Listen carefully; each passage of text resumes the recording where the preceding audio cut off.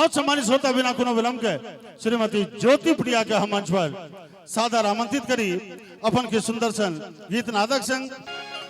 आओ मिथिला रत्न मिथिला विभूति श्रीमान राम सेवक ठाकुर जी के रचना हमार आवाज में अपने सब यूट्यूब पर ज्योति प्रिया मैथिली सिंगर टाइप क से हो सुन सके छी।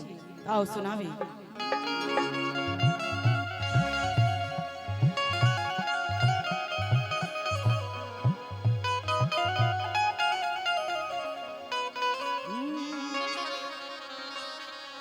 कि टूटली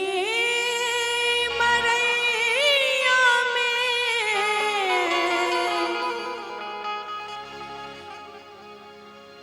बड़ा सौभाग्य गौ जे हमरा संग मिथिला रत्न तबला बजा के दऽ रहल छथिन तो एक दिन हिनका लेल जोरदार ताली बजा दे सब गोटे और कहबै कि टूटली मरैया में आओ